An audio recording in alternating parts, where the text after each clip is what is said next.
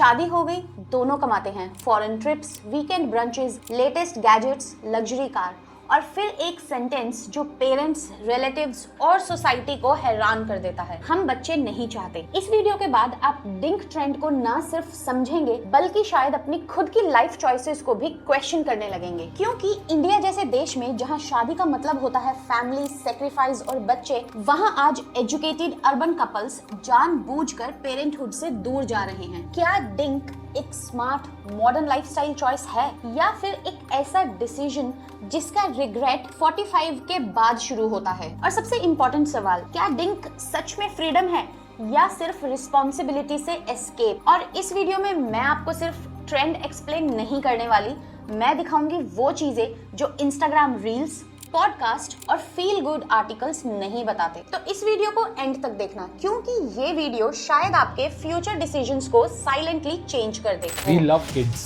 but अपने नहीं, दूसरों के बच्चे बहुत People should think twice before they decide to have kids.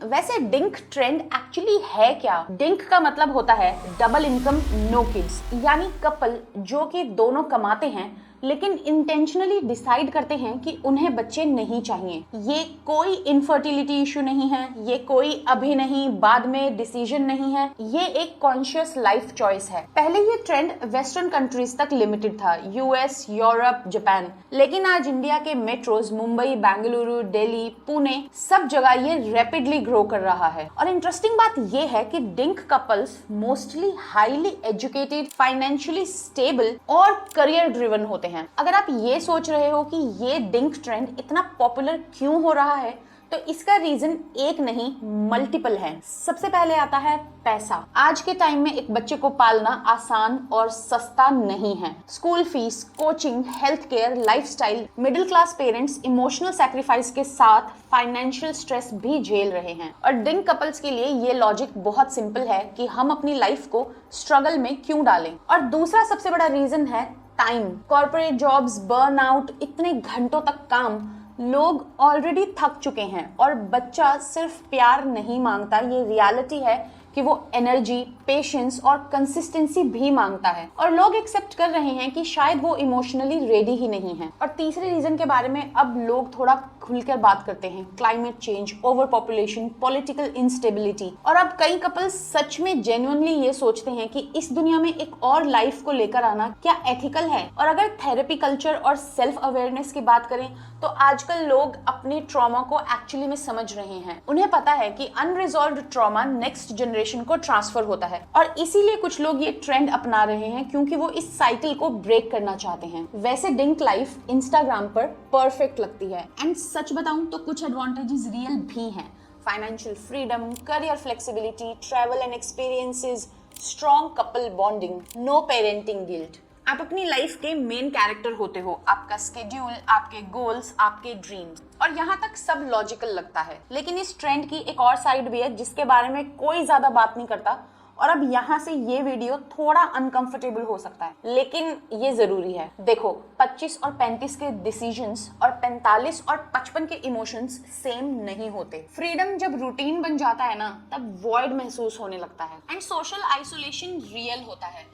आपके फ्रेंड्स के बच्चे बड़े हो जाएंगे, उनकी प्रायोरिटीज बदल जाएंगी, लेकिन डिंक कपल्स धीरे धीरे अपने ही बबल में रह जाते हैं। और ये social media old age reality के बारे में बात क्यों नहीं करता? मनी कैन बाय कंफर्ट, हाँ ये सच है, but money can not replace emotional presence. Ageing parents, health issues, loneliness, ये सब हाइपोथेटिकल नहीं है, ये सब के सब प्रैक्टिकल प्रॉब्लम्स हैं। और इन सब के बाद रिग्रेट लाउड नहीं होता, वो लेट नाइट्स में आता है, फेस्टिवल्स पे आता है, हॉस्पिटल के वेटिंग रूम्स में आता है, और उस मोमेंट पे रिवर्स बटन नहीं होता। और एक और चीज है जो डिंक डिस्कशंस में बहुत ही कम आती है, कि मैरिज के डायनेमिक्स का बदलना। इनिशियली डिंक कपल्स का बॉन्ड बहुत स्ट्रॉन्ग होता है, दोनों इंडिपेंडेंट, मैच्योर, इमोशनली अवेयर, पर टाइम के साथ साथ एक साइलेंट शिफ्ट जरूर आता है। और जब लाइफ का थर्ड एलिमेंट बच्चा एब्सेंट होता है, तो मैरिज का पूरा इमोशनल लोड सिर्फ पार्टनर पर आ जाता है। आपका पार्टनर ही आपका बेस्ट फ्रेंड है, थेरेपिस्ट है, ट्रेवल बडी है,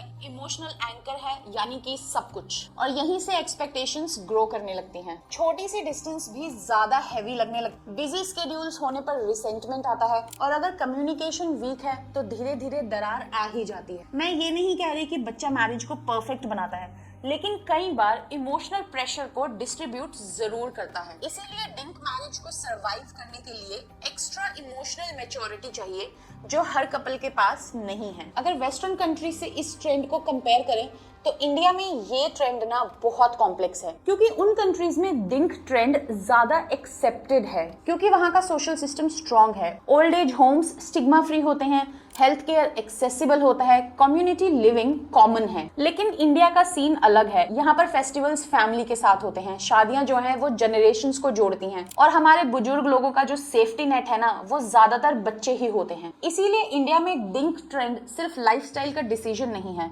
ये कल्चरल रेबेलियन बन जाता है। और अगर कोई कपल ये ट्रेंड अपनाता है तो पेरेंट्स को लगता है कि उनके सपने अधूरे रह गए, सोसाइटी को लगता है कि आप सेल्फिश हो, और कपल को लगता है कि वो बस लगातार एक्सप्लेन कर रहे हैं अपनी खुद की लाइफ चॉइस के बारे में। और इस मेंटल प्रेशर को ज्यादा लोग कैलकुलेट ही नहीं करते। और सरफेस पे डिंक फीमेल्स के लिए एम्पावरिंग लगता है, career focus, body autonomy, freedom, लेकिन सच्चाई थोड़ी अलग है। आज भी सोसाइटी का प्रेशर ज्यादातर फीमेल्स पे आता है, और सवाल वही है, बाद में रिग्रेट होगा, बायोलॉजिकल क्लॉक समझती होना, तुम्हारी वजह से डिसीजन लिया क्या। मेल्स को डिसीजन मेकर माना जाता है, लेकिन फीमेल्स को डिसीजन जस्टिफायर। और अगर रिलेशनशिप फ्यूचर में खराब होता है तो ब्लेम भी अनइवनली डिस्ट्रीब्यूट होता है। इसीलिए डिंक सिर्फ कपल डिसीजन नहीं, जेंडर्ड एक्सपीरियंस भी है, जो हर फीमेल को कॉन्शियसली समझना चाहिए। और बहुत लोग बोलते हैं कि बच्चे ना करना एक इरिवर्सिबल डिसीजन होता है, लेकिन रियलिटी ये है कि लाइफ फेजेस में डिसीजंस इवॉल्व करते हैं। कुछ कपल्स लेट 30s में डिसीजन रिविजिट करते हैं,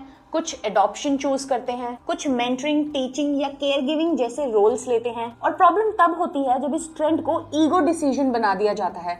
हम डिफरेंट हैं, हम सोसाइटी से ऊपर हैं, और लाइफ ईगो को नहीं, अडेप्टेबिलिटी को रिवॉर्ड करती है। इसीलिए फ्लेक्सिबिलिटी को वीकनेस मत समझो। और प्लीज, अगर आप भी इस ट्रेंड को अपनाने का सोच रहे हो तो ये 5 चेक पॉइंट्स जरूर सोचना। इमोशनल स्टेमिना, क्या आप फ्यूचर लोनलीनेस को हैंडल कर सकते हो? क्या आपका बॉन्ड सिर्फ फन पे बेस्ड नहीं है? सपोर्ट सिस्टम, फैमिली के बिना बैकअप क्या है? पर्पस बियॉन्ड सेल्फ, आप अपनी एनर्जी कहाँ इन्वेस्ट करोगे? और सबसे इंपॉर्टेंट सवाल, अगर रिग्रेट हुआ तो क्या आप उसके साथ जी सकोगे? और इन सवालों का कोई सही या गलत आंसर नहीं है, लेकिन ऑनेस्ट आंसर जरूर होना चाहिए। तो क्या ये ट्रेंड डिंक गलत है? नहीं, बिल्कुल नहीं।